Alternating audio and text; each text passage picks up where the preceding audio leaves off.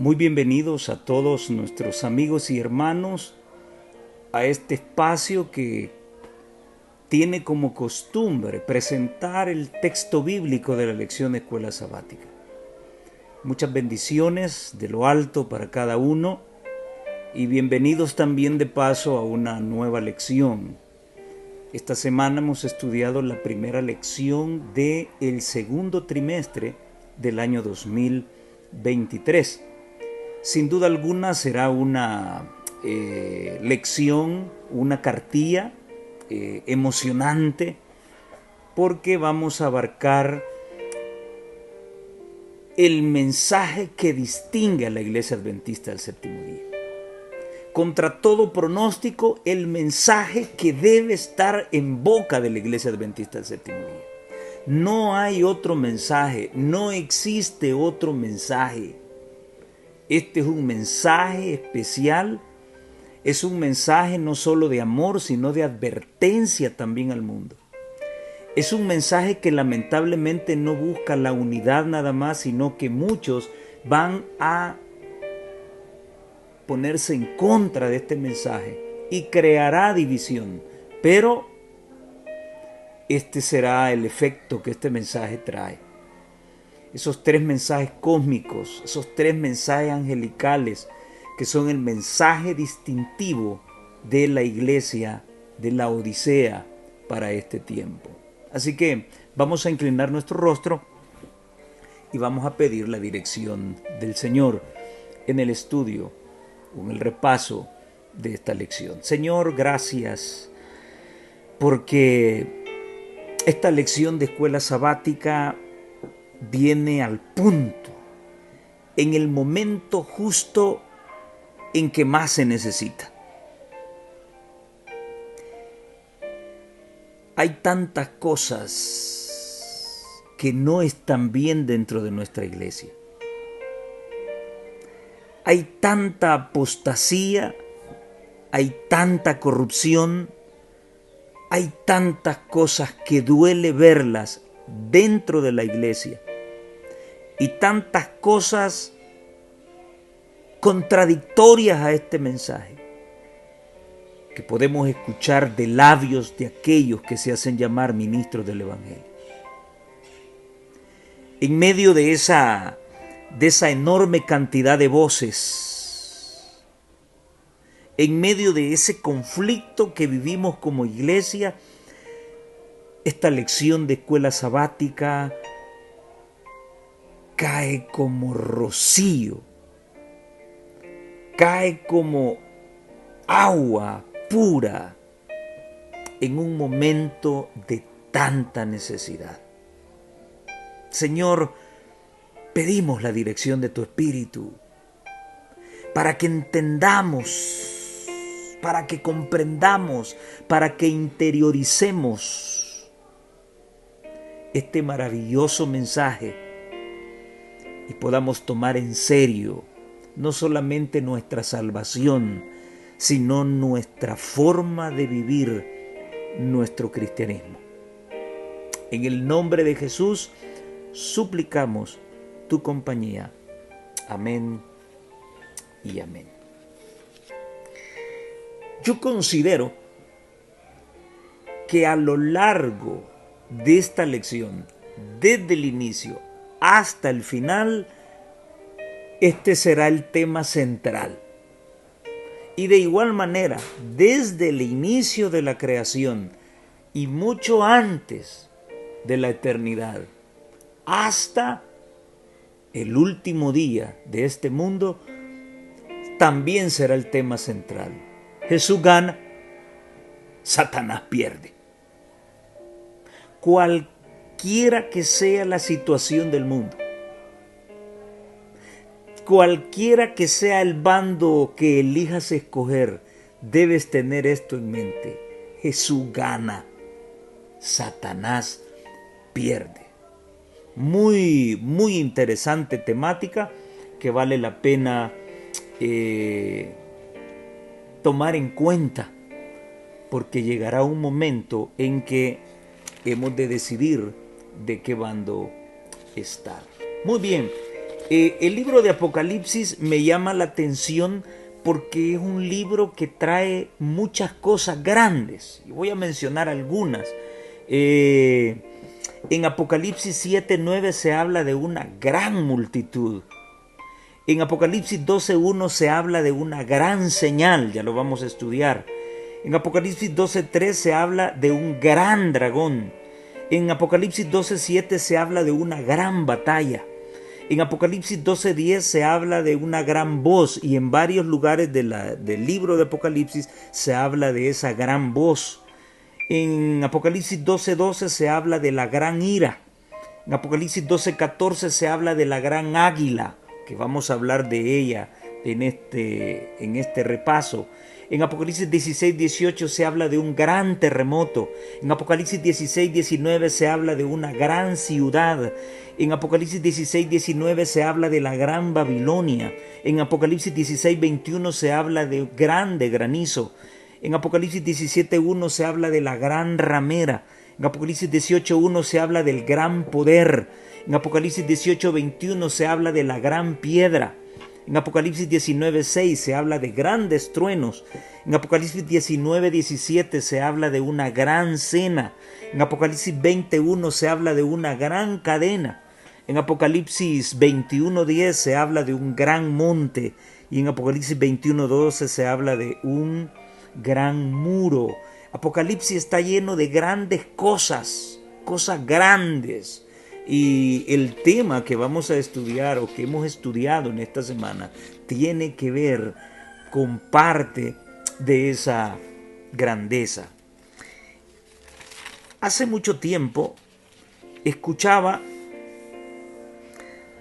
según los expertos en cinematografía, escuchaba de que el cineasta y experto en efectos especiales, George Lucas, el creador de la Guerra de las Galaxias, la saga de la Guerra de las Galaxias, se inspiró en el capítulo 12 del libro de Apocalipsis para hacer su película.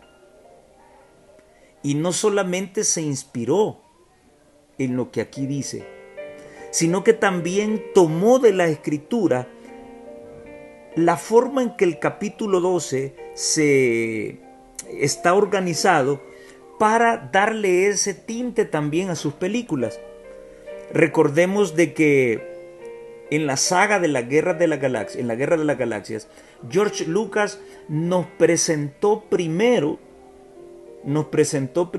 el final y después nos presentó el inicio. Como que empezó al revés la película. Tuvo que habernos contado el inicio y después el final. Pero, ¿de dónde tomó esto? Les decía que el capítulo 12 de Apocalipsis está organizado de esa manera. Primeramente se nos habla de dos grandes señales.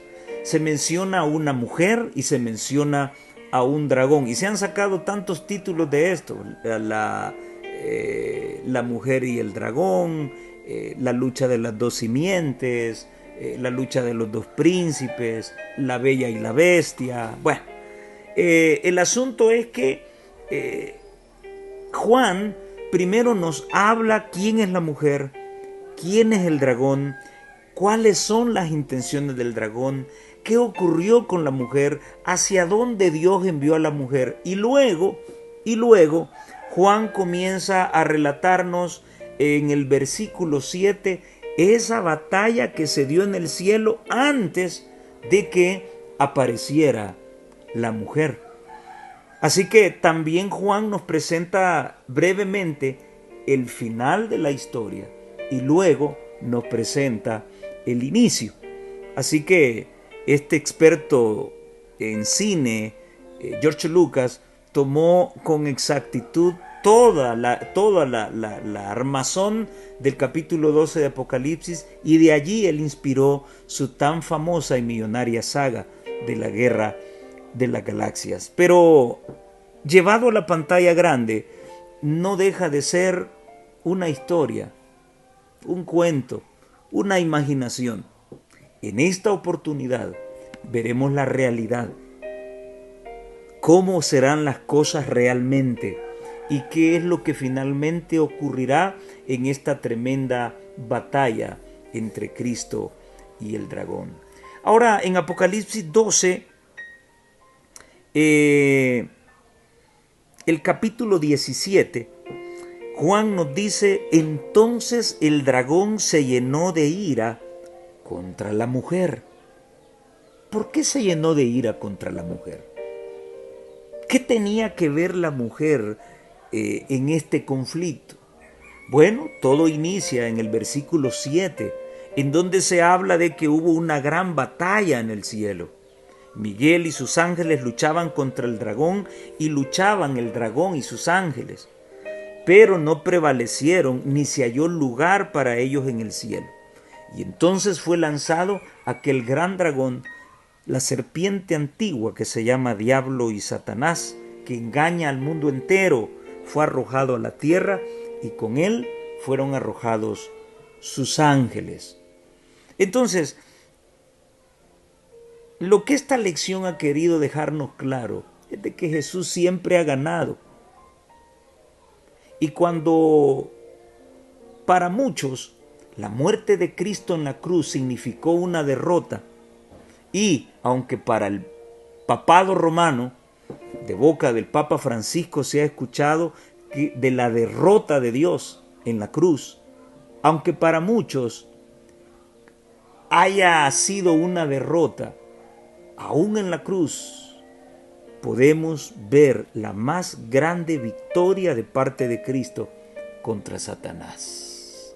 Satanás hizo lo imposible porque Jesús no salvara al hombre, pero finalmente Jesús se ciñó fielmente al libreto que Dios le había dado y murió en la cruz, y pudo redimir con su sangre a todos los que crean en él. Maravilloso. Así que Jesús siempre gana. Ahora, ¿qué es lo que pasa con el perdedor? El perdedor sabe que si vuelve a enfrentarse otra vez a aquel que lo venció, seguramente nuevamente volverá a ser vencido. Así que la forma más cobarde con la que el derrotado puede actuar es atacar los intereses de la persona que lo venció. En este caso, el dragón, de acuerdo a Apocalipsis 12:7, el dragón es derrotado por Miguel, la figura de Jesús. Ahora el dragón sabe que todo mal sobre el pueblo de Miguel le causará un dolor en su corazón. Entonces nos encontramos en medio del conflicto de los siglos, en medio de la batalla de los dos príncipes, en medio de la lucha de las dos simientes. Vemos acá el cumplimiento de Génesis 3:15. Es la batalla del intelecto. Y la única forma de ganar o de perder en este conflicto se encuentra en una tan sola decisión. Ahora, la gran pregunta es: ¿cuál de esas decisiones hemos de tomar? Y eso es lo más importante. La batalla ya se dio. Ya sabemos quién es el ganador y ya sabemos quién es el perdedor, y es más, sabemos quién seguirá perdiendo. Ahora, lo importante en esto, si eso ya está definido, es saber de qué lado vas a estar tú. ¿Del lado del ganador o del lado del perdedor? Porque es ahí donde toma sabor hacia dónde se va a dirigir tu salvación o tu perdición. El mundo caído es el campo de batalla del mayor conflicto que el universo celestial y los poderes de la tierra hayan presenciado jamás, dice la sierva de Dios. Fue señalado como el escenario en el cual se libraría la mayor lucha entre el bien y el mal, entre el cielo y el infierno. Todo ser humano desempeña una parte en este conflicto. Nadie puede permanecer en terreno neutral. Esto es importantísimo. Nadie puede ser un simple espectador. Nadie puede decir, a mí no me importa, a mí no me interesa, a mí no me afecta eso. Nadie puede permanecer en terreno neutral. Los hombres pueden aceptar o rechazar al Redentor del mundo. Todos son testigos, en favor o en contra de Cristo. Cristo llama a los que se alistan bajo su estandarte para que entren con Él en el conflicto como fieles soldados, para que puedan heredar la corona de la vida. Interesante. ¿Quieres heredar la corona de la vida eterna? Pues magnífico. Debes entrar a ese conflicto. Nadie que no esté metido en ese conflicto puede decir que está salvo. Nadie que no entre en ese conflicto puede decir que tiene ganada la corona de la vida. Para ser salvo, para obtener esa corona de la vida, debes entrar en ese conflicto. Debes ser parte de ese conflicto. Y por eso te decía, lo más importante es con quién vas a entrar ese conflicto. ¿De parte de quién estarás en ese conflicto? ¿Entrarás con Cristo a ese conflicto o entrarás con Satanás a ese conflicto? Han sido adoptados como hijos e hijas de Dios. Cristo les ha dejado su promesa segura de que habrá un gran galardón en el reino de los cielos para que participen en su humillación y sufrimientos por causa de la verdad. Mira cómo debe enfrentarse este conflicto, con humillación y sufrimientos por causa de la verdad. Los que venzan al gran enemigo de Dios y el hombre con la fortaleza de Cristo, no es con tu fuerza, no es con mi fuerza, es con la fortaleza de Cristo. Ocuparán un puesto en las cortes celestiales superior al de los ángeles que nunca cayeron. Página 244 de Hijos e Hijas de Dios. Interesante lo que la sierva del Señor nos menciona. Aquí nadie puede decir no me importa. Nadie puede tomar una actitud neutral. O entras al conflicto o te pierdes. No entrar al conflicto significaría ser parte de la oposición, ser parte del grupo perdedor, ser parte del enemigo. Si entras a la batalla siendo parte del enemigo, serás derrotado también, así como él lo fue. Así que en esta lucha, la clave para la salvación, la clave para obtener la corona de la vida, debe ser entrar juntamente con Cristo y vencer con su poder. Por eso es que es muy significativo las palabras del apóstol Pablo en el libro de Efesios, el capítulo 6, cuando nos habla de la armadura de Dios. No solamente basta la armadura,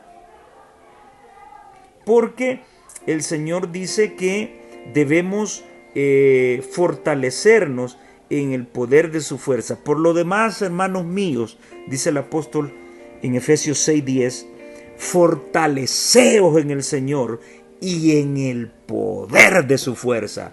Esa es la clave.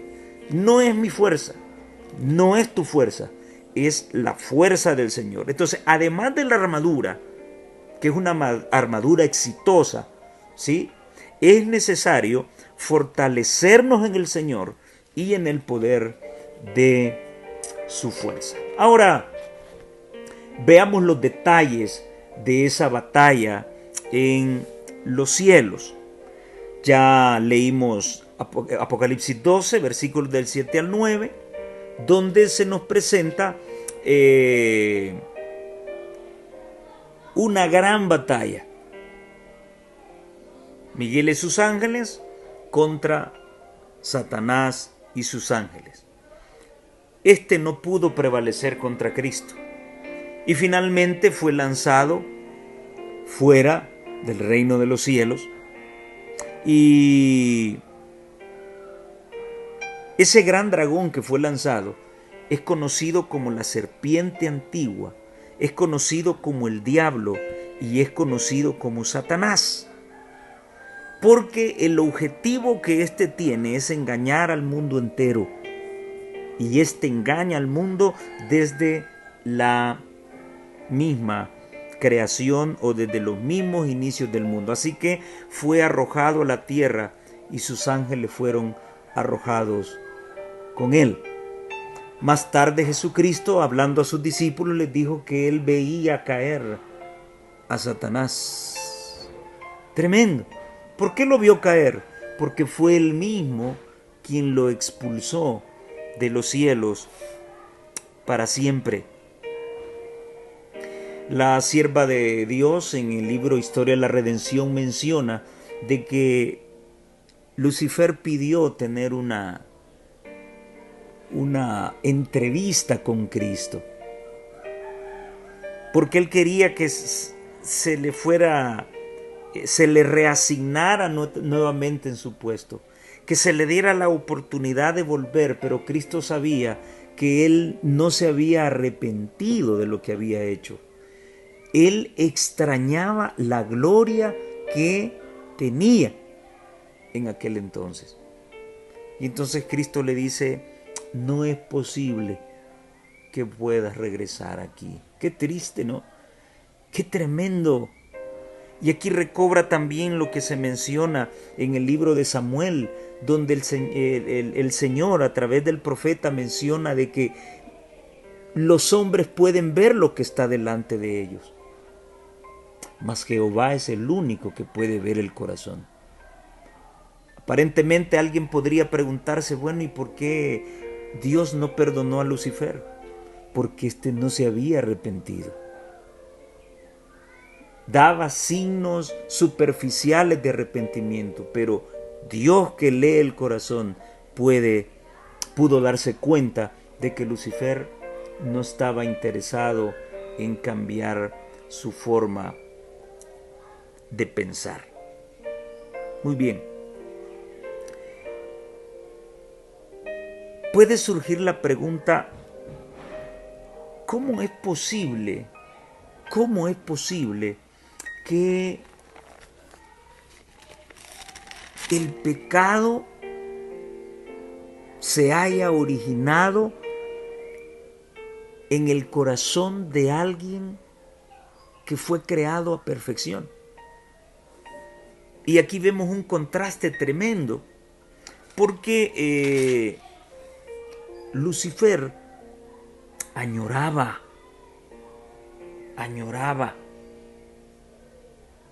ser igual a Dios, ocupar el trono de Dios. Y por otro lado, el que era igual a Dios, el que estaba sentado en el trono con Dios para salvar al hombre, dejó a un lado todo y se humilló, convirtiéndose en un humano. ¡Qué contraste más grande! Del capítulo 28 del libro de Ezequiel encontramos las siguientes palabras. En el versículo 12, así ha dicho Jehová el Señor: tú eras el sello de la perfección, lleno de sabiduría y acabado de hermosura. En Edén, en el huerto de Dios estuviste. Quiero hacer una pausa acá, porque una vez platicando con una persona de la Iglesia de Dios, me mencionaba de que esto que voy a leer ahora son palabras literales que señalan al rey de Tiro. Y yo le decía a esta persona, esta es una alegoría que se hace al carácter de Satanás, poniendo como ejemplo al rey de Tiro. No, me decía él, ahí se habla del rey de Tiro, no de Satanás. Y entonces le decía yo, la palabra dice al rey de Tiro, en Edén, en el huerto de Dios estuviste. ¿Qué hombre más viejo habrá sido este? Estamos hablando de los tiempos de Ezequiel, cuando sabemos que Matusalén fue el hombre más viejo en esta tierra. Estamos en Ezequiel. Parecería ser que si se está dirigiendo literalmente al rey de Tiro, pues tendríamos aquí a un hombre mucho más viejo que Matusalén, porque está desde el Edén. Y esto no es compatible. De toda piedra preciosa era tu vestidura: cornerina, topacio, jaspe, crisólito, berilo, iónice, de zafiro, carbunclo, esmeralda y oro. Satanás estaba vestido con las mismas piedras que llevaba el sacerdote en el pectoral. Y son las mismas piedras que embellecerán la santa ciudad. Los primores de tus tamboriles y flautas estuvieron preparados para ti en el día de tu creación. Tú, querubín grande. El rey de Tiro no era un querubín, era un hombre. Así que esta es una alegoría, un ser superior al rey de Tiro. Tú, querubín grande, protector, yo te puse en el santo monte de Dios. Allí estuviste y en medio de las piedras de fuego te paseabas. No creo que el rey de Tiro haya tenido esta capacidad de poder caminar sobre las piedras de fuego, ni haber estado en el monte de Dios. ¿Se imaginan cuál sería la edad de este individuo? Esto es una alegoría, Satanás. Perfecto eras en todos tus caminos, desde el día que fuiste creado, hasta que se halló en ti maldad. A causa de la multitud de tus contrataciones fuiste lleno de iniquidad y pecaste, por lo que yo te eché del monte de Dios y te arrojé de entre las piedras del fuego, oh querubín protector. Se enalteció tu corazón a causa de tu hermosura. Corrompiste tu sabiduría a causa de tu esplendor. Yo te arrojaré por tierra delante de los reyes y te pondré para que miren en ti. Con la multitud de tus maldades y con la iniquidad de tus contrataciones profanaste tu santuario. Yo pues saqué fuego de en medio de ti, el cual se consumió, y te puse en ceniza sobre la tierra a los ojos de todos los que te miran. Y termina esta parte: todos los que te conocieron de entre los pueblos se maravillarán sobre ti, espanto serás y para siempre dejarás de ser. Y en Isaías 14 se hace una alegoría también a Satanás, aplicándola al rey de Babilonia, y donde la palabra dice en Isaías 14, versículo 12 al 15: ¿Cómo caíste del cielo, oh lucero, hijo de la mañana? Cortado fuiste por tierra, tú que debilitabas a las naciones. Tú que decías en tu corazón: subiré al cielo, en lo alto junto a las estrellas de Dios, levantaré mi trono, y en el monte del testimonio me sentaré a los lados del norte. Aquí inicia el sentimiento del falso rey del norte.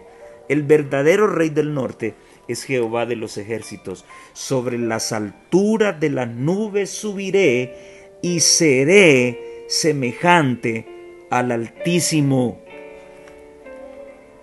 ¿Qué fue lo que le dijo Satanás a la mujer? No, el día que ustedes coman del árbol no van a morir, sino que Dios está preocupado porque ustedes van a ser como dioses. El mismo sentimiento, el mismo deseo que él tenía, ser semejante al Altísimo, era lo mismo, el mismo sentimiento que le estaba transmitiendo a Eva en la tentación allá en el huerto del Edén. Mas tú derribado eres hasta el Seol, a los lados del abismo. Y saben ustedes que este asunto de que somos dioses, hay muchas iglesias que se lo creen. El señor Cash Luna en una de sus predicaciones mencionó de que nosotros somos dioses porque somos hijos del gran Dios del universo. Qué bonito se oye, ¿no? Sí. Hay muchos evangélicos que creen tener el poder para expulsar a Satanás. Tienen poder para Satanás, sobre Satanás. Tienen poder para levantar muros, para levantar murallas, para romper actas. Eso lo repiten en sus oraciones. Yo a algunos les he dicho, si eso fuera cierto, ¿por qué siguen pecando entonces si tienen poder sobre Satanás? Raro, ¿no?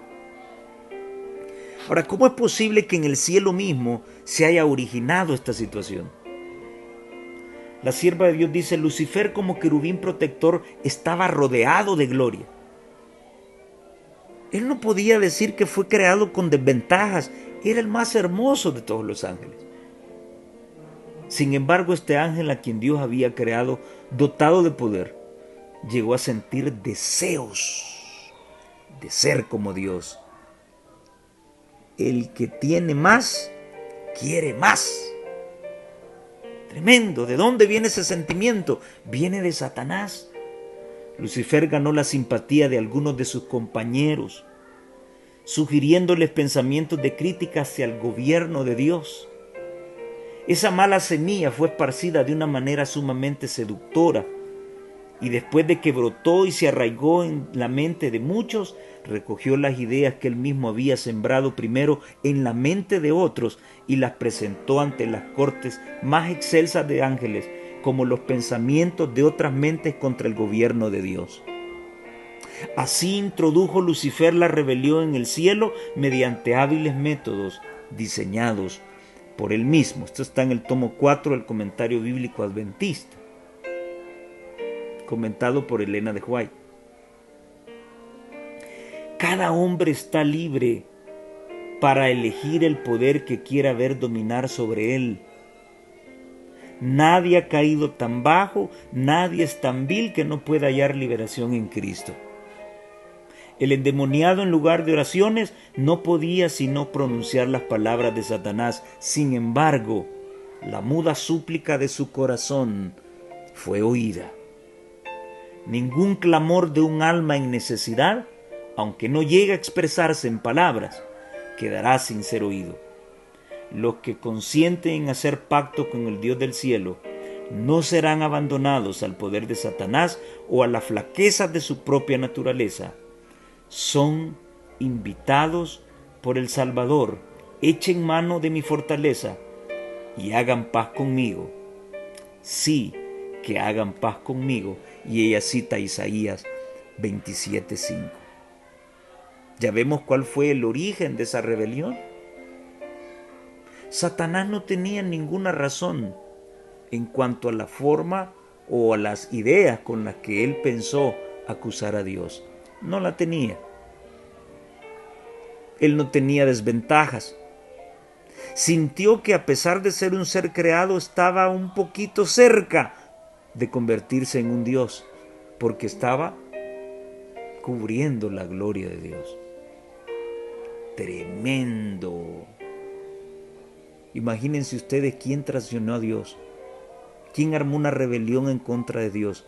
El querubín que lo cubría. ¡Wow! Es increíble. Y la misma historia se repite hoy en día en la vida de muchas personas. Ahora hablemos un poco del ataque de Satanás. Apocalipsis 12, Apocalipsis capítulo 12 y versículos 4 y 5. Y la palabra dice: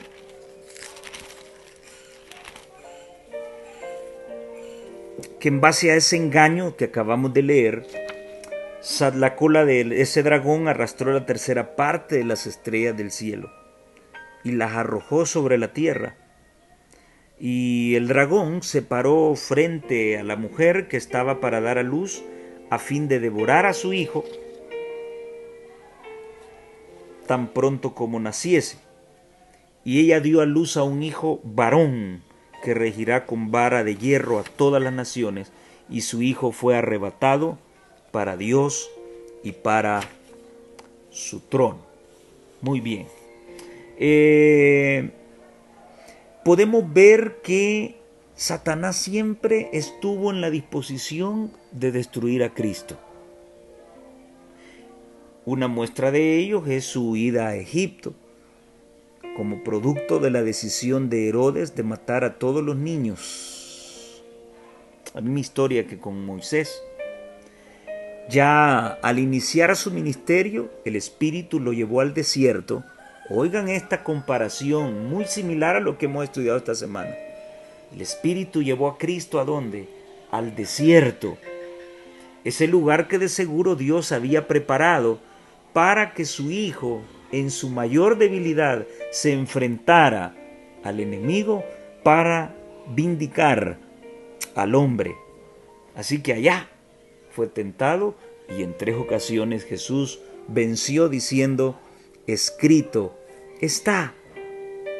Hoy hay muchos que pueden decir tonterías con respecto al tipo de música que debe sonar en la iglesia o a la forma con la que debe adorarse modernamente a la iglesia, o nuevas ideas e ideologías como la ordenación de ancianas y pastoras. Sí, yo siempre pregunto, ¿dónde está escrito en su verdadero contexto? Y yo lo creo. Si no está escrito, entonces a tol con el dedo le quieren dar, y tengan cuidado, y no importa que sea un erudito quien se lo esté diciendo, no importa.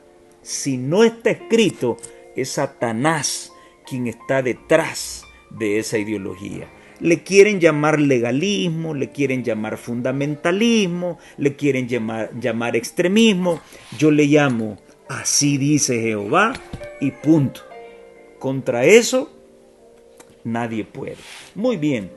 Y en la cruz Jesús no solamente venció al pecado, sino que allí mismo también estuvo predicando el Evangelio y salvando vidas. Logró salvar, aún en los linderos de su muerte, logró salvar al ladrón que estaba colgado junto a él. Impresionante. Características de un gran campeón. En medio de la debilidad, en medio del último suspiro, su poder salvador brilló por lo más alto. Increíble. Muy bien. La lección nos pedía hacer una comparación entre Apocalipsis 12:4 con respecto al hecho de que el dragón se para frente a la mujer que estaba por dar a luz a fin de devorar a su hijo, y hacer la comparación con el versículo 9 que nos habla de que ese dragón es Satanás. Pero también vale la pena mencionar, bueno, acá la lección nos habla acerca de definir algunos conceptos. El dragón, como ya lo analizamos, es el diablo, es Satanás. Ya hablamos cuáles eran sus sentimientos y cómo fue arrojado del cielo.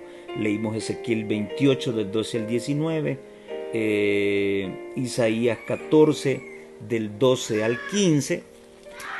Pero también el dragón no solamente representa a Satanás, sino que también el dragón está representado por todos aquellos poderes que el diablo ha utilizado para instigar al pueblo de Dios.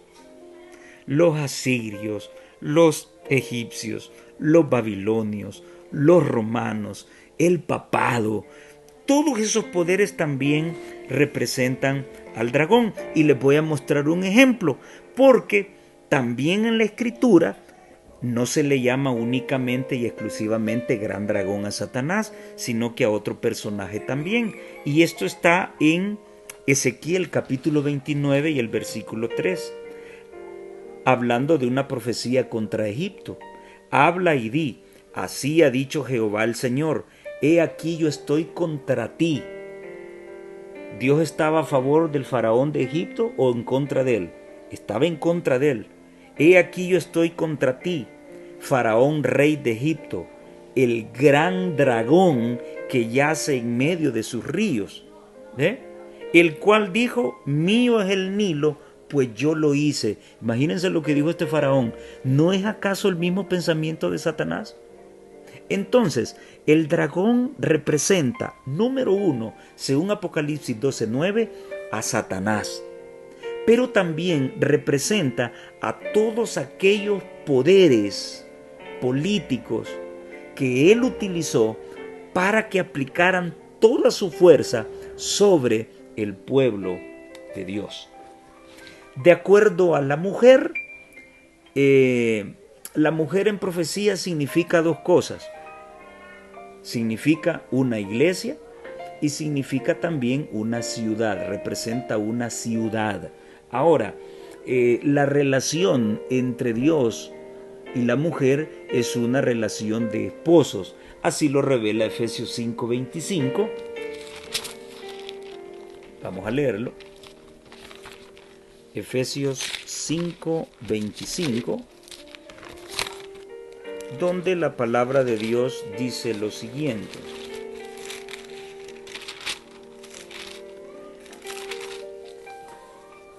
Maridos, amad a vuestras mujeres, así como Cristo amó a la iglesia y se entregó a sí mismo por ella. Entonces, el esposo es Cristo y la iglesia es la mujer.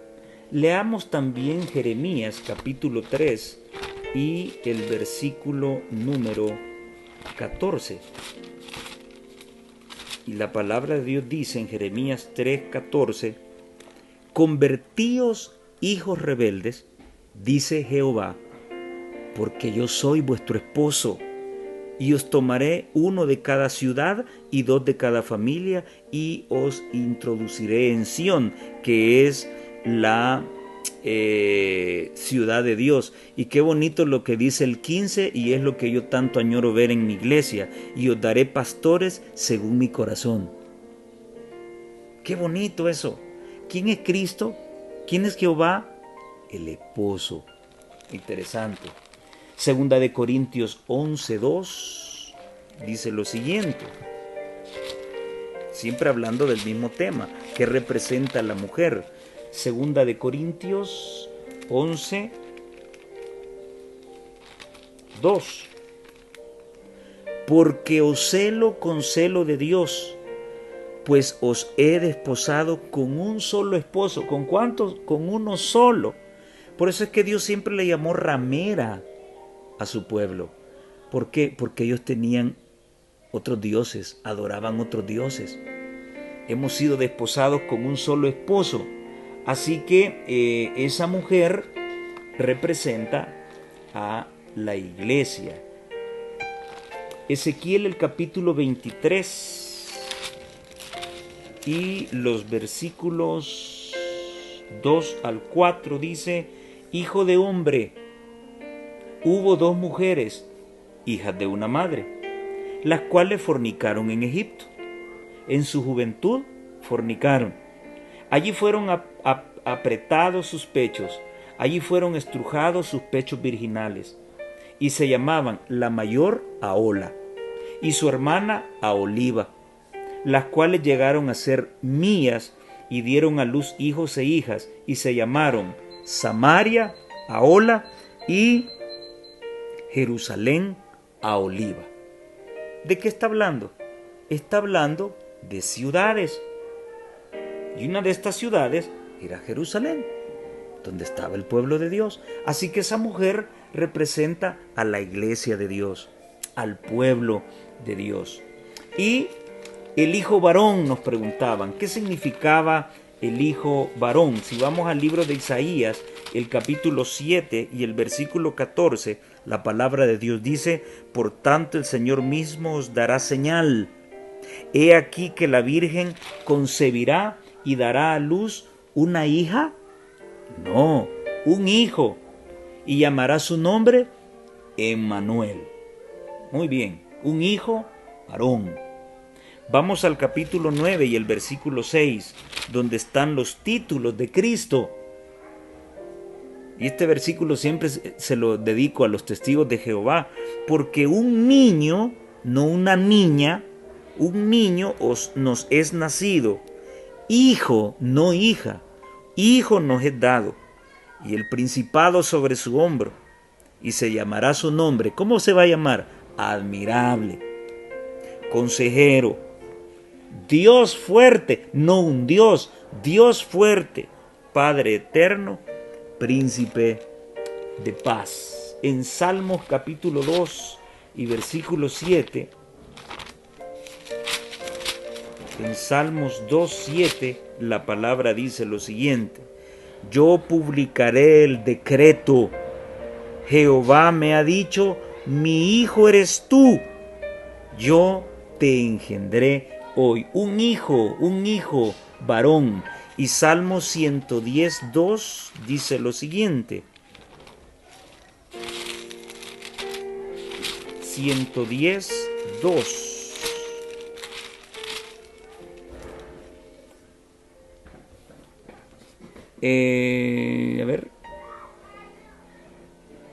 Perdón, es Salmo 80:17. Luego vamos a hablar de Salmo 110. Es Salmo 80:17, donde la palabra de Dios dice: sea tu mano sobre el varón de tu diestra, sobre el hijo de hombre que para ti afirmaste. Refiriéndose a Cristo, ese hijo varón. Ese es Jesús. Este dominará con vara de hierro. La vara de hierro, según la palabra de Dios, y así como muy bien lo expresa el autor, significa dominio o gobierno. Y eso podemos verlo en Isaías, el capítulo número 30 y el versículo número 31.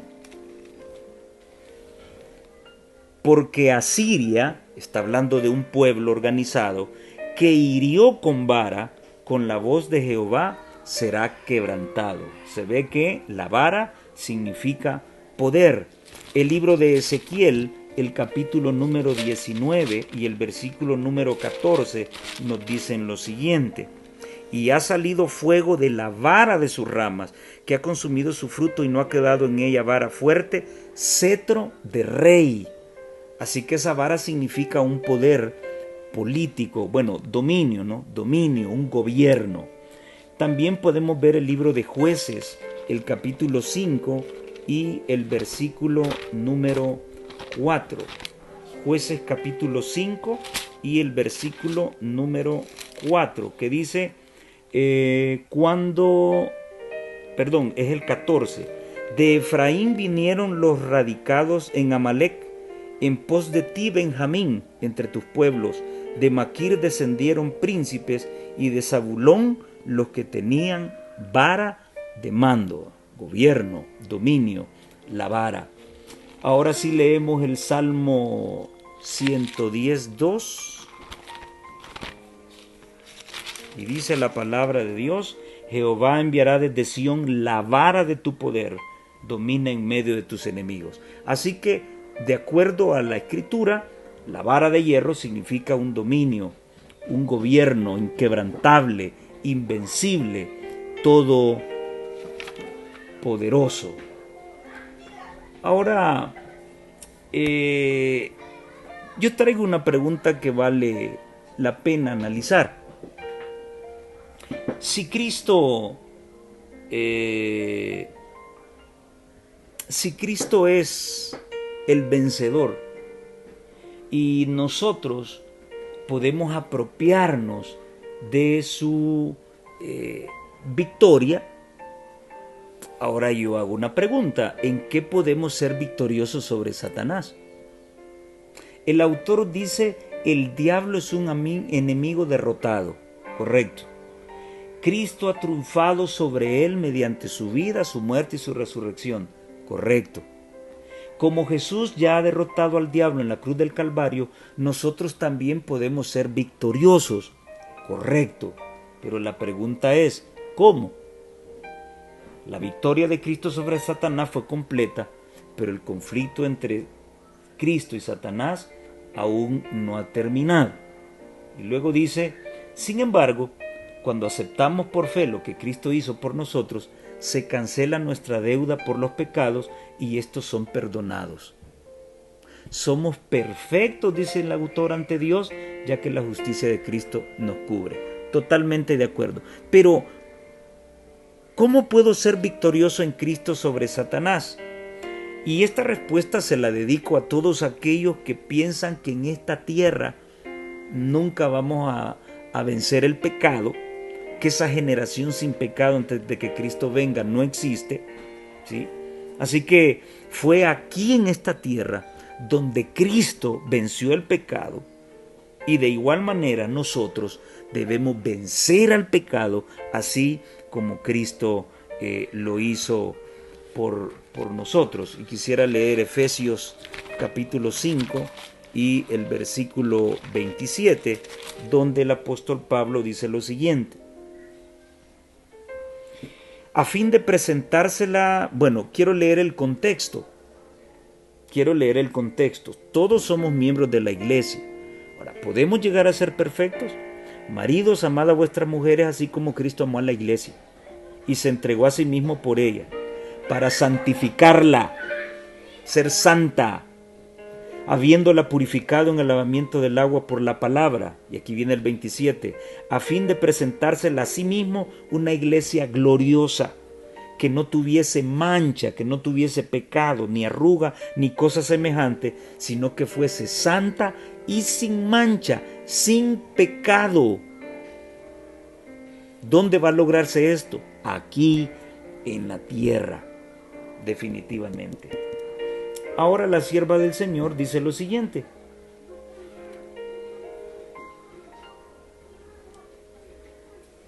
en el mundo tendréis aflicción, dice Cristo, pero en mí tendréis paz. Las pruebas a las cuales son sometidos los cristianos en la tristeza, la adversidad y lo oprobio son los medios designados por Dios para separar el tamo del trigo. Para eso sirve el sufrimiento. Nuestro orgullo, egoísmo, malas pasiones y amor de los placeres mundanales deben ser todos vencidos. ¿Para qué? Para estar sin pecado y sin mancha delante de Dios. Por lo tanto, Dios nos manda aflicciones para probarnos y mostrarnos que existen estos males en nuestro carácter. No hay otra manera de descubrirlo. Cuando vienen las pruebas, ahí nos damos cuenta toda la suciedad que hay en el corazón. Debemos vencer por su fuerza y por su gracia, a fin de participar de la naturaleza divina, habiendo escapado de la corrupción que está en el mundo por la concupiscencia. Pero ¿cuál es el problema? Estamos demasiado inclinados a considerar los obstáculos como imposibles de superar. Es que somos imperfectos. Es que no se puede. El tener fe en las promesas de Dios, el avanzar por fe sin dejarse dominar por las circunstancias, es una lección dura de aprender. Y sin embargo, es una necesidad impostergable para cada hijo de Dios el aprender esta lección. No dejarse dominar por las circunstancias. Si en nuestra vida diaria, en los negocios, en nuestras profesiones, estamos llamados a hacer nuestro trabajo con perfección, ¿por qué en la vida cristiana debe ser diferente? Y siempre he puesto este ejemplo. Cuando uno aprende a manejar un vehículo para andar chocando el vehículo con otras personas. No. Aprendemos a manejar para poder actuar de la manera más perfecta en la calle, porque está en riesgo la vida. ¿Por qué no puede ser así en la vida cristiana? ¿Por qué no podemos esforzarnos por vivir un estilo de vida perfecto? Y no lo digo porque ya lo haya alcanzado, pero si lo tenemos fresco y lo tenemos presente, vamos a movernos hacia esa dirección.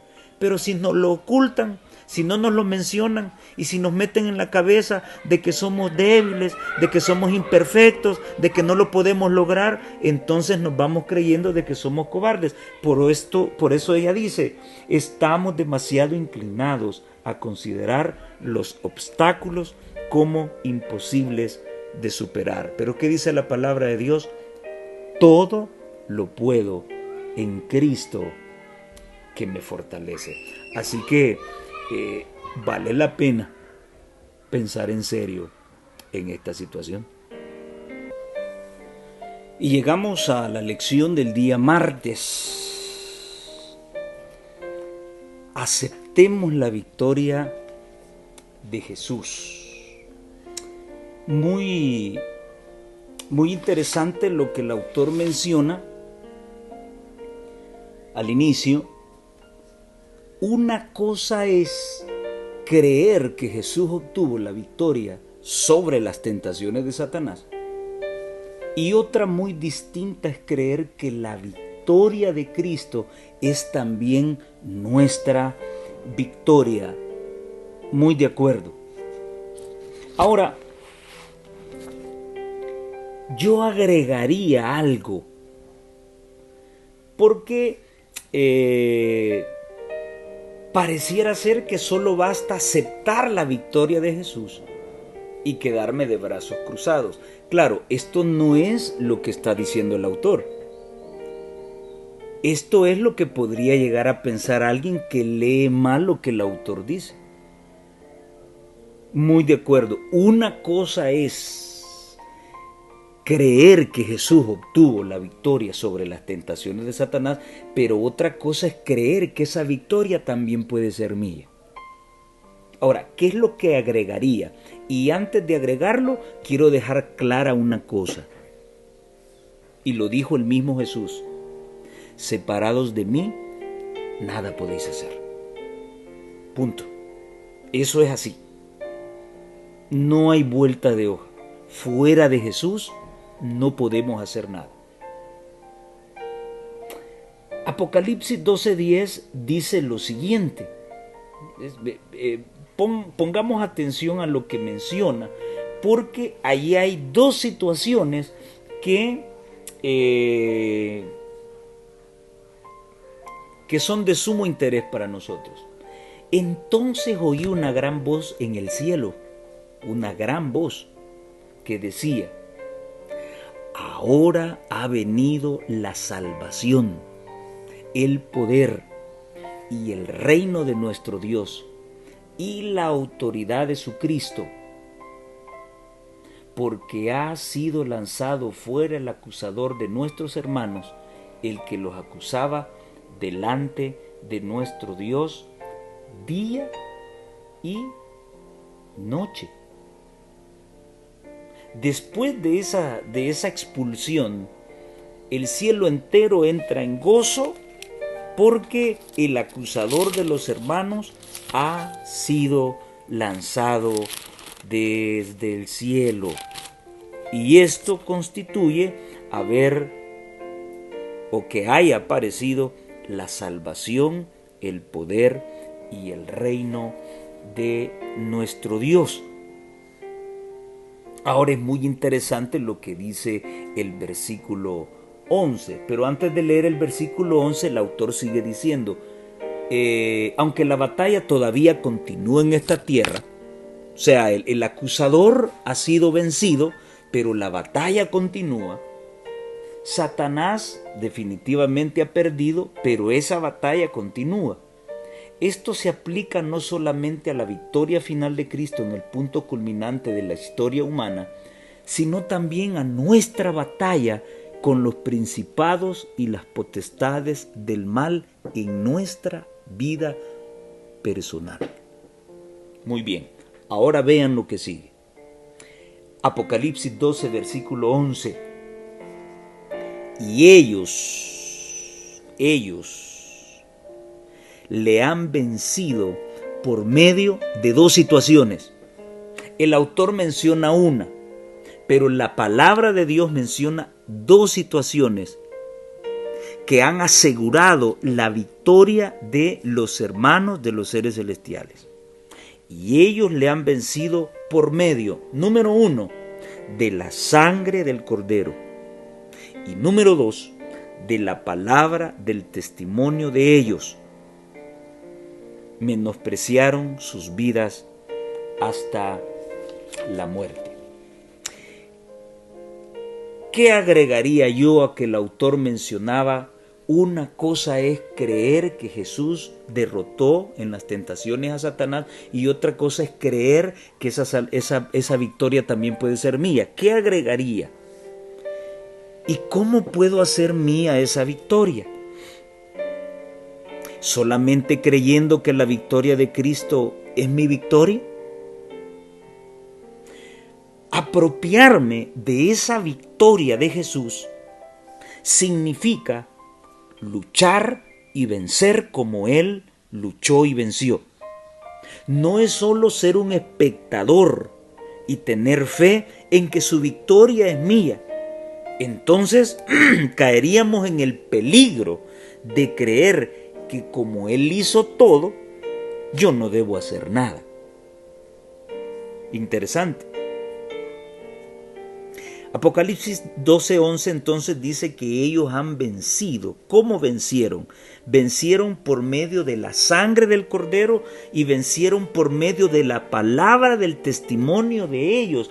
Y esa palabra está ligada siempre a Cristo, porque el testimonio de ellos está ligado al testimonio de Jesús. Ahora, dice que por medio de la palabra del testimonio de ellos. ¿Cómo?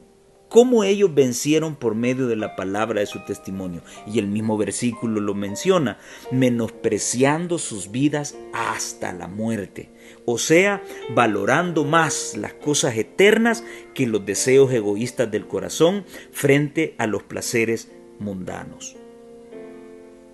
Entonces, esa otra fórmula de lograr la victoria por medio del testimonio de la palabra de ellos es simple y sencillamente una respuesta al sacrificio de Jesús en la cruz. Así que para lograr esta victoria debo seguir el ejemplo de Cristo. Cristo no vino a vivir mi vida, no, vino a enseñarme a vivir la vida cristiana. Cristo no vino a obtener la victoria por mí, no, Cristo vino a enseñarme a ser victorioso. Entonces, en esa lucha, ¿sí? en ese conflicto, debo luchar y vencer como Cristo luchó y venció. ¿Cómo? Poniéndome la armadura de Dios y fortaleciéndome en el poder de la fortaleza de Dios. Dios siempre está allí, ¿sí? Pero hay algo que debemos hacer. Ponernos en acción. Primero, confiar en los méritos de la sangre del Cordero. Eso es primero.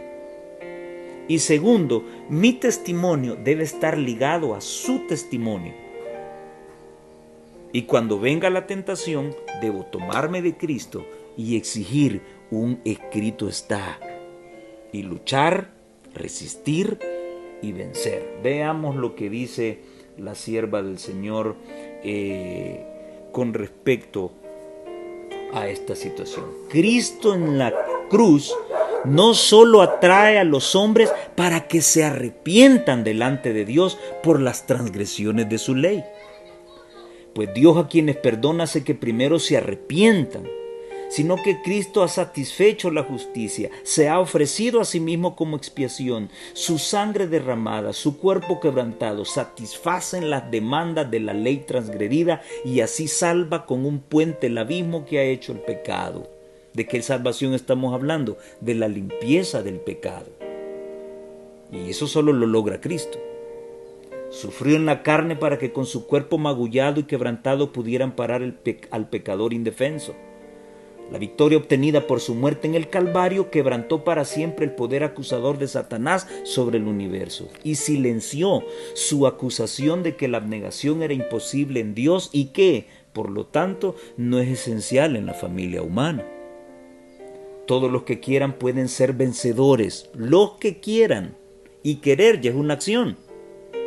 Esforcémonos, esforzarse ya es una acción. Hay algo que yo debo hacer. ¿Y qué? Trabajar en mi testimonio, porque mi testimonio debe estar ligado a él. Y trabajar en ese testimonio significa menospreciar mi vida frente a la muerte. O sea, valorando más las cosas eternas que los deseos egoístas del corazón frente a los placeres mundanos. Entonces, ella dice, todos los que quieran vencer pueden vencer. Esforcémonos fervientemente para alcanzar la norma puesta delante de nosotros. Cristo abrió la brecha, Cristo luchó y venció y ahora nos muestra su victoria. Ahora, ¿qué debemos hacer? Esforzarnos por alcanzar esa victoria. Repito, Cristo no vino a vencer por mí. Cristo vino a enseñarme cómo vencer por sus méritos y por su fuerza. No sé si se entiende y ojalá no se me malinterprete. La sierva de Dios, la estoy citando. Esforcémonos fervientemente para alcanzar la norma puesta delante de nosotros.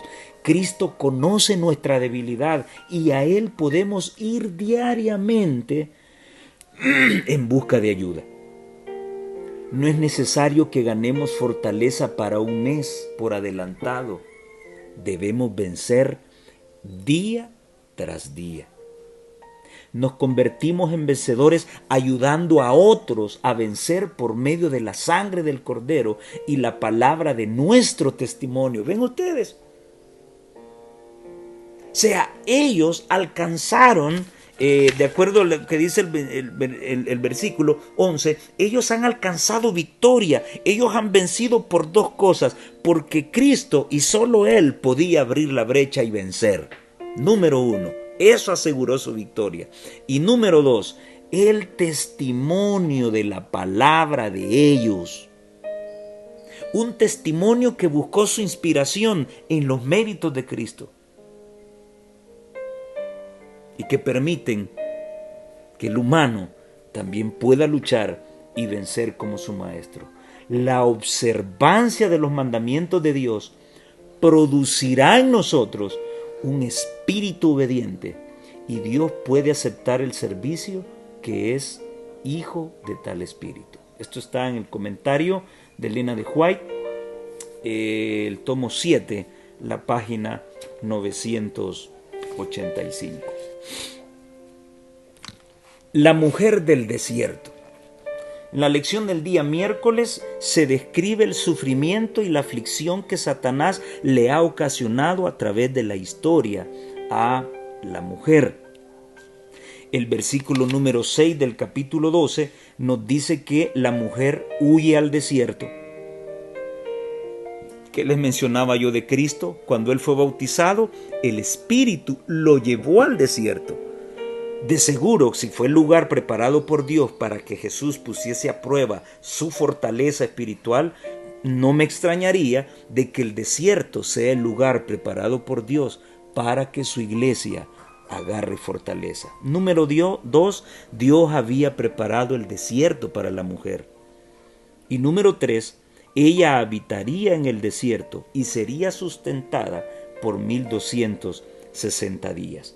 El autor nos pide que hagamos una comparación con los versículos 14 al 16, donde se nos dice que a la mujer se le dan las dos alas de la gran águila para que vuele ¿a dónde? Al desierto. Entonces Dios prepara un lugar para ella, que es el desierto, y ella huye allá. ¿Cómo? Con las alas de la gran águila. ¿De quién son esas alas? ¿Quién representa a esa gran águila? El libro de Éxodo, el capítulo 19, va a decirnos quién es esa águila. Éxodo capítulo 19 y vamos a leer el versículo número 4. Y la palabra de Dios dice así: vosotros visteis lo que hice a los egipcios. Está hablando Dios con su pueblo. Vosotros visteis lo que hice a los egipcios y cómo os tomé sobre alas de águilas y os he traído a mí. ¿A quién representa esa gran águila? Representa a Jehová. Jehová preparó el desierto para la mujer y Él la llevó, así como el Espíritu llevó a Cristo al desierto. De igual manera Él en sus alas llevó a su iglesia al desierto para que allá fuera sustentada. Tiempos conflictivos, tiempos difíciles, pero la misericordia de Dios no se aparta de su pueblo. Ténganlo en mente siempre. El vuelo que la mujer realiza al desierto lo hace frente o delante del dragón. El desierto es su lugar donde será sustentada. Allí Por un tiempo, dice, tiempo y la mitad de un tiempo. Ya vamos a analizar eso. La serpiente, al ver que huía, le lanzó agua, abrió su boca y lanzó agua para que la mujer fuese arrastrada. Pero la tierra, ese desierto, ayudó a la mujer al abrir la boca y tragar el agua que le lanzó el dragón. Ahora yo elaboré un cuadro, que es el cuadro que utilizo en las campañas, en donde trato de demostrar lo que el autor nos plantea en la lección, cómo los 42 meses, los 1260 días y el tiempos y la mitad de un tiempo que equivale a 3,5 años son el mismo periodo de tiempo.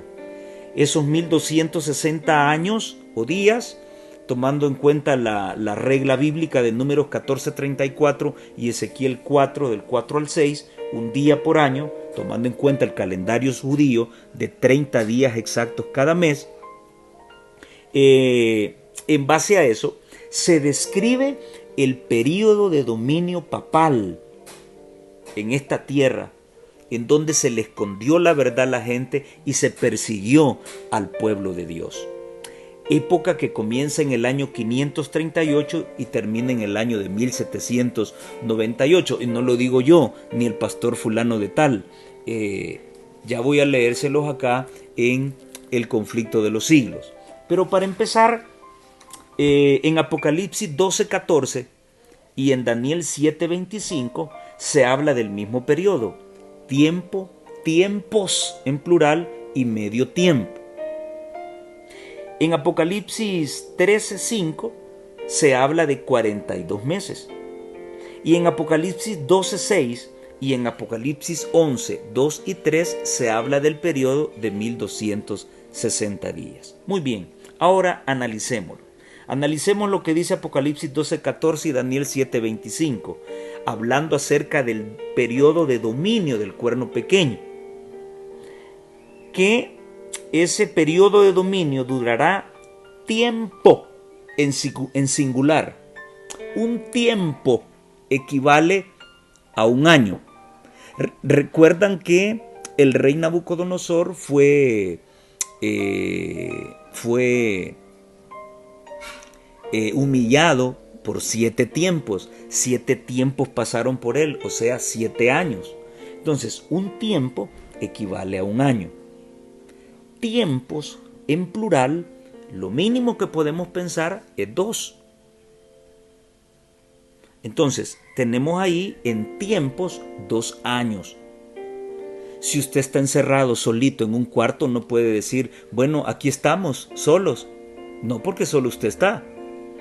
Pero, ¿a partir de cuándo empezamos a utilizar el plural? A partir de 2 personas, ¿sí? Si hay otra persona y usted dice, aquí estamos. Ok.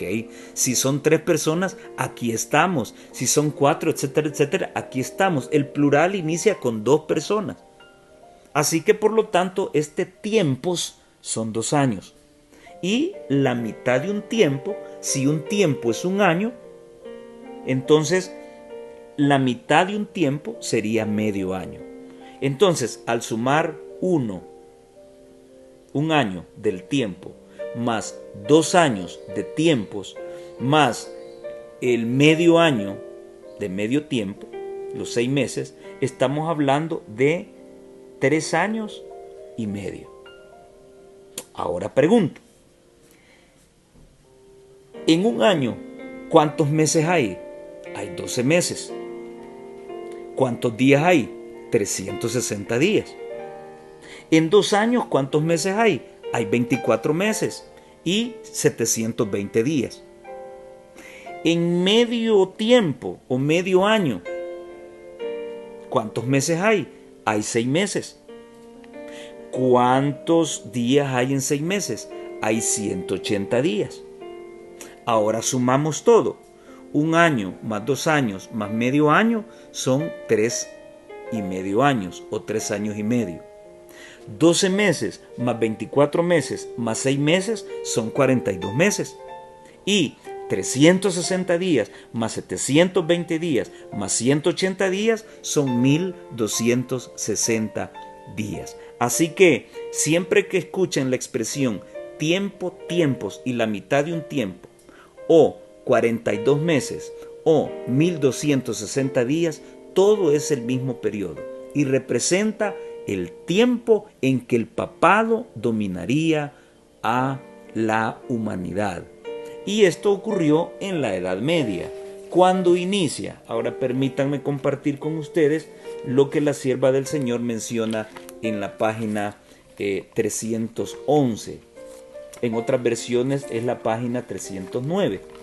En la página 311, la mensajera del Señor dice lo siguiente: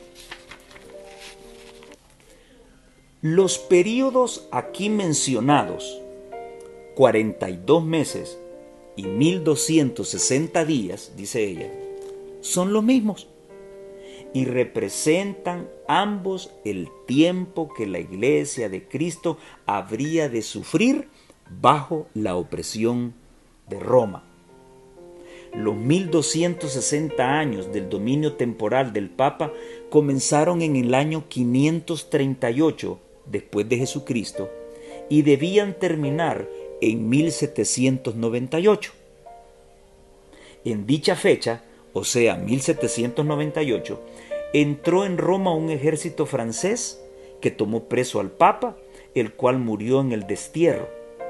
A pesar de haber sido elegido un nuevo Papa al poco tiempo, la jerarquía pontificia no ha llegado nunca a alcanzar el esplendor y poderío que antes tuviera. Así que ¿cuándo inician esos 1260 años? Iniciaron en el año 538, cuando oficialmente se formó el papado, y terminan en el año de 1798, que es el año en que el papado recibió la herida de muerte. Y es sencillo, a 1260 súmele el 538 y entonces usted va a obtener el año de 1798, que fue el año en que las fuerzas del general Berthier, comandadas por las fuerzas de Napoleón Bonaparte, comandadas por el general Alexander Berthier, pusieron preso al papa de la época y este fue desterrado y le confiscaron todas las tierras al papado. Fue la herida de muerte de la que se menciona en el libro de Apocalipsis, el capítulo 13. Así que, según Mateo 24:22, con palabras de Cristo, este tiempo fue acortado por amor de los escogidos, porque si no hubiese tenido ese fin, la iglesia hubiese sido exterminada. Y ese es el mismo sentimiento de Roma, y por eso levantaron al movimiento jesuita, porque los jesuitas tienen como misión destruir el protestantismo. Nada más que hoy no lo harán con derramamiento de sangre. Hoy lo han hecho con la más poderosa arma, el ecumenismo. Tremendo. Para algunos esto es una falacia, pero ¿de qué otra manera Roma podría haber llegado a cumplir sus objetivos de darle de beber también a las religiones del mundo del vino de su fornicación, trabajando a través de esta sociedad secreta? Yo no encuentro otra aplicación. Es más, la historia de los jesuitas me ayuda a comprender más el cumplimiento de esta profecía tan impresionante, tanto en Daniel como en el libro de Apocalipsis. En medio de ese tiempo de angustia y tribulación, los hombres y mujeres en diferentes épocas tuvieron que tomar una decisión: ser fieles a Dios aún a costa de la vida misma, o ser fiel al poder humano y salvar la vida, pero perderse para siempre. ¿Cuál será tu decisión en el futuro? Es la pregunta más importante. La fortaleza de toda alma reside en Dios y no en el hombre, dice la sierva del Señor. La quietud y la confianza han de ser la fuerza de todos los que dediquen su corazón a Dios. ¿Escucharon? La quietud y la confianza. ¿Recuerdan qué es lo que Jaasiel, y lo acabamos de estudiar en la lección anterior, recuerdan lo que Jaasiel, inspirado por el Espíritu Santo, le dijo al rey Josafat cuando venían los amonitas a hacer guerra con él: esta batalla no es de ustedes, es de Jehová. Estad quietos y ved la salvación del Señor. Vean lo que dice la sierva del Señor: la quietud y la confianza han de ser la fuerza de todos los que dediquen su corazón a Dios. Qué sabroso sintió Josafat escuchar las palabras proféticas de Jaasiel al decirles: esta pelea no es de ustedes, es de Dios. Estad quietos. Y estuvieron quietos. Y la quietud revela confianza. Cuán sabrosas son para mí las palabras de la sierva del Señor cuando nos dice: la quietud y la confianza han de ser la fuerza de todos los que dediquen su corazón a Dios. Cristo no manifiesta un interés casual en nosotros. El suyo es más fuerte que el de una madre por su hijo. Él te está mirando, tembloroso hijo de Dios. Él te dará seguridad bajo su protección. Dios nos cuida, página número 17, y quiero recordarte en la palabra de Dios algo que ella menciona, que si la madre se olvida del hijo, Dios no se olvidará de ti, y eso está en el libro de Isaías, el capítulo número 49 y el versículo 15, donde la palabra de Dios nos dice: ¿se olvidará la mujer de lo que dio a luz para dejar de compadecerse del hijo de su vientre? Sí, y hemos visto tantos casos últimamente, pero el Señor dice: aunque olvide ella, yo nunca me olvidaré de ti. Puede ser que tengas los fusiles o las espadas en la nuca y tú digas: todo está perdido, Dios se olvidó de mí. Confía, porque Él nunca se olvidará de ti. Y en la lección del último día vamos a estudiar, vamos a hacer mención de las palabras de Job, que quiero adosar a esto. Enfrente de la dificultad, no olvides las palabras de Job: aunque Él me matare, en Él esperaré. ¡Qué maravillosa confianza! Esa es la actitud de un hombre que confía en su Dios. Aunque Él me matare. Por eso te dije: aunque tengas las espadas en el cuello, aunque tengas los fusiles en la frente y todo esté perdido y con seguridad mueras, no te preocupes. Aunque Él me matare, en Él esperaré, en Él confiaré. ¡Qué maravilloso eso! Y vamos a la última parte de la lección: el remanente de Dios en el tiempo del fin.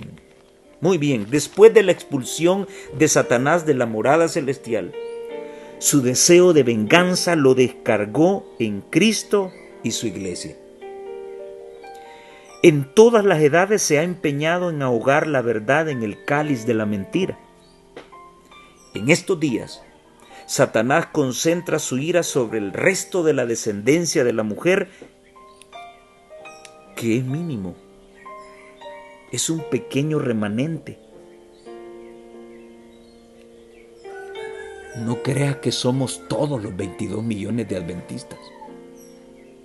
Dentro de esos 22 millones, que incluye a administradores, a pastores, a líderes y a hermanos de iglesia, de esos 22 millones hay una enorme cantidad de hipócritas que no están por amor a la verdad, están por amor a otros intereses.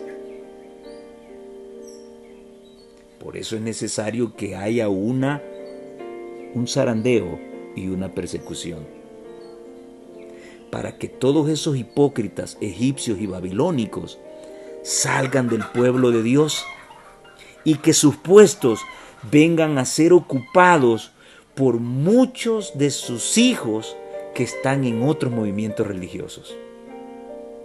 Amigo evangélico que me escuchas, esta es una oportunidad preciosa para ti. ¿Quién es ese remanente? ¿Quién es ese remanente? Oh, bueno, nosotros que conocemos esta verdad, pues ese remanente somos los adventistas del séptimo día. ¿Qué es lo que dice la palabra de Dios en Apocalipsis 12, 17? Entonces el dragón se llenó de ira contra la mujer y se fue a hacer guerra con el resto de la descendencia de ella, con el remanente de ella. ¿Quiénes son? Los que guardan los mandamientos de Dios y tienen el testimonio de Jesucristo. ¿Dónde dice Adventista del séptimo día aquí? Oh, mira hermano, no dice, pero como dice los que guardan los mandamientos de Dios, pues ahí entramos nosotros. ¿Ah, sí? Quiero decirte algo con todo el corazón. En primer lugar, el remanente de Dios, ese remanente no guarda un mandamiento, guarda 10. La iglesia adventista guarda 1 y los otros 9. Solo el sábado le damos relevancia. Sí, pero somos mentirosos. Algunos andan metidos en fornicación. Otros son ladrones. Qué triste. Adventistas robando en sus empresas y aún dentro de la iglesia. Terrible. Conozco de hermanos y ministros que se han robado los diezmos del Señor. Hermanos en fornicación. Hermanos codiciando lo que otros tienen. Hay gente que está haciendo de futbolistas ídolos, de cantantes, escuchan música mundana. Hermanos, por favor, reaccionemos. No guardamos los 10, guardamos 1 y mal guardado.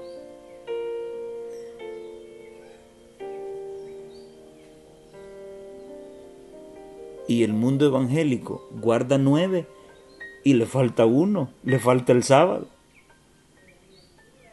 Ambos grupos estamos perdidos si no guardamos toda la ley. Este es el pueblo que al igual que Israel fue llamado para ser la niña del ojo de Dios. Pero ¿qué hemos hecho con este mensaje? Cada vez más se va diluyendo en el vino falso de la cultura, del modernismo, del secularismo, del paganismo y de la corrupción. Este remanente es un remanente apartado. En segundo lugar, ese remanente encuentra en el espíritu de profecía su fiel consejero y guía, pues es Cristo quien habla a su pueblo por medio de los profetas y lo alienta a obedecer y a ser fiel. Apocalipsis 19:10 nos explica qué es el testimonio de Jesucristo. El testimonio de Jesucristo es el espíritu de la profecía. Y hermano, hermana que me escuchas, la batalla final está cerca. ¿Cuál será tu decisión? ¿Cuál será tu reacción? ¿O eres fiel y mueres? ¿O eres infiel y vives? Mateo capítulo 10 y el versículo 28 dicen: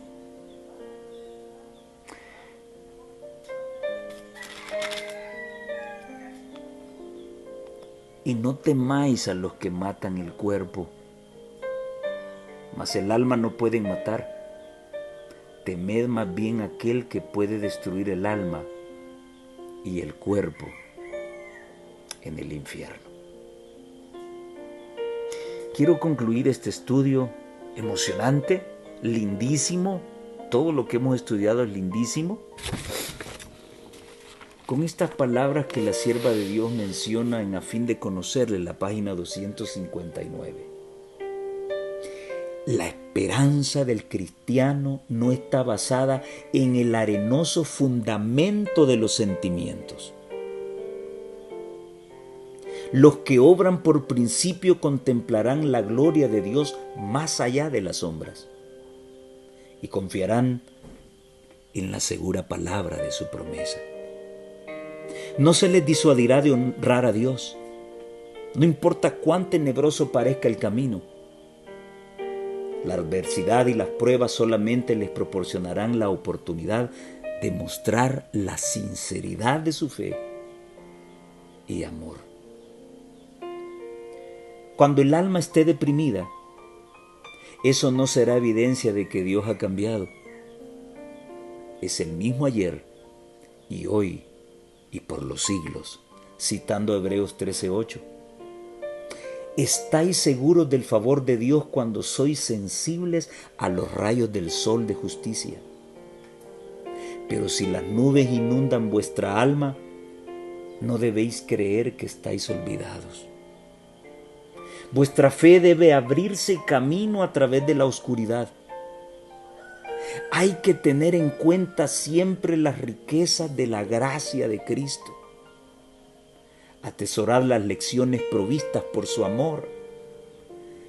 Que vuestra fe sea como la de Job, para que podáis decir, aunque Él me matare, en Él esperaré. Y cita Job 13:15. Aferraos a las promesas de vuestro Padre Celestial y recordad cómo os ha tratado antes a vosotros y a sus siervos, porque a los que aman a Dios, todas las cosas les ayudan a bien. De acuerdo a Apocalipsis 13, que en su momento vamos a estudiar porque es parte del mensaje de los 3 ángeles.